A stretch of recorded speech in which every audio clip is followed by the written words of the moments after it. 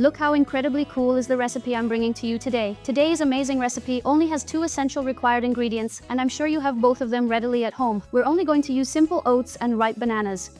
The secret isn't in the ingredients, but in the way you make it. You'll truly see this recipe is absolutely amazing for your breakfast, a delightful afternoon snack, and it's so incredibly easy. Come make it with me now, because it's really great. Besides that, it's very healthy. Rich in fiber, good for your gut health, it's also gluten-free, vegan, lactose-free, and sugar-free. It's perfect for anyone who wants to get healthier. Let's learn how to make it. Before we start, I'd like to introduce myself. If you don't know me yet, I'm Camila Vitorino, a biologist, PhD, and a specialist in developing healthier recipes to help you achieve your goal of eating better. There was a time when I needed to change my diet to a healthier one. That really helped my health, and today I want to help you, so subscribe to the channel because the recipes here are truly healthy, okay? And look, this recipe here, besides being healthy, is super easy. Everything you need to do, start doing it along with me. Measure out 3/4 cup of rolled oats. If you can't consume gluten due to contamination, oats sometimes come contaminated with gluten from wheat. So what should you do? You should buy oats that are labeled gluten-free on the package, okay?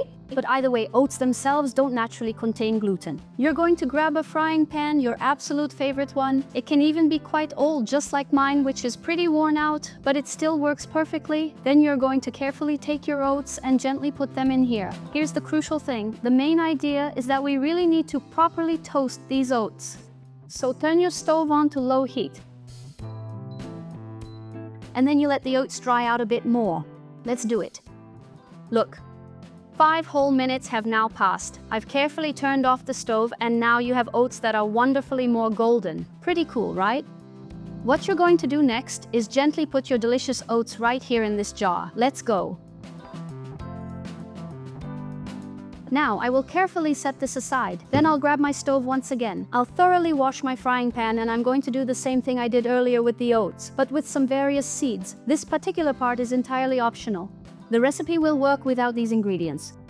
Here, I'm using 1 full tablespoon of sunflower seeds and 1 full tablespoon of pumpkin seeds. You can easily swap these for walnuts, Brazil nuts, cashews. It really doesn't matter. This addition is completely optional. We're just going to mix this in here, and at the end of the process, I'll also add a tablespoon of raisins. This is very optional, okay? So let's go again. Here we're really going to, it's as if it were baking in the oven, but we're going to do it in the skillet, which is so much easier. Let's quite do it. Look, it's already been a full 2 minutes here, so I'm going to carefully add the raisins into the mixture, leave it for just 1 more minute, allowing everything to meld together, then I finally turn it off. Let's go. Look, I turn off the stove completely, and then I gently take the oats here and mix in the healthy seeds, ensuring they are well distributed. Then let's thoroughly mix it all together. Set it aside. I grab my skillet again, and now I'm going to use the banana, which is the second required ingredient. What are you going to do? I cut the banana here as if into little cubes. It didn't turn out perfect, but it doesn't matter, okay? What matters is that they're in these little pieces here, look. Shall we put the banana here in the skillet?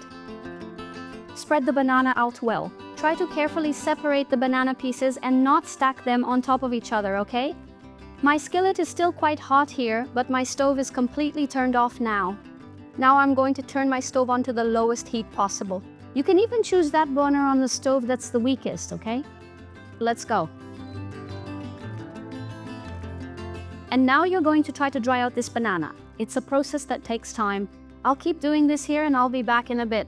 Look, 2 minutes have already passed here. You can try gently stirring your ripe bananas, okay? And they'll gradually start getting more beautifully golden. And you keep doing this process. You keep going until your bananas are wonderfully nice and golden and a little bit drier. You absolutely don't need to completely dehydrate them, okay? This isn't a dehydration process. It's just so you can cook the banana well and also remove a bit of its moisture. Let's go. In total, I waited 4 minutes, then turn it off. Now you're going to take your oats with the seeds. Let's add them here to the pan. Let's mix everything together. Look, here you have a granola, but it's not ready yet.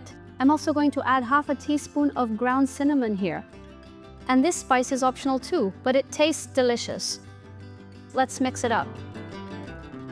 Very well, your homemade skillet granola is ready. That's right. You can make granola in a skillet, and it's a much healthier version because this one is sugar-free, vegan, lactose-free, gluten-free, and 100% whole grain for you. Now I'm going to show you how to store it. I will also tell you about the shelf life of the product and precisely how to use it. Look, I store my homemade granola in a glass jar. This one holds 500 milliliters with a lid, and you should keep it in the fridge. I prefer to use glass jars instead of plastic containers. Why? First, because glass is significantly more sustainable. You genuinely help the environment and as a direct result yourself. But also, glass is much easier to thoroughly clean, so it's definitely better for your overall health. In this particular case, it yielded almost exactly half a jar, so if you thoughtfully double this recipe, you'll have plenty of delicious granola for the entire whole week. The shelf life is precisely 7 days. Remember, you absolutely need to keep it in the refrigerator, because in this specific case, we're using fresh banana. Even though we carefully remove some of the moisture from the banana in the pan, it's still a bit moist, so you really need to keep it in the fridge. And how are you going to enjoy this wonderful granola? You're going to use it as a substitute for breakfast cereal. Many breakfast cereals sold in supermarkets are made with refined products that are bad for your gut health and your overall health. How about swapping out those overly sugary, highly refined breakfast cereals for this truly delicious homemade granola? It's incredibly easy and simple to make. You'll never ever have to make granola in the oven again, wasting precious gas and valuable time waiting around. This skillet granola is super easy to make and it's sugar-free. It's delicious and it's diabetic-friendly. So give it a try. I really like to just grab a bowl and eat it with plant-based milk. Then I add other fruits like strawberries or even fresh banana. It tastes amazing. I hope you enjoy it. Did you like it?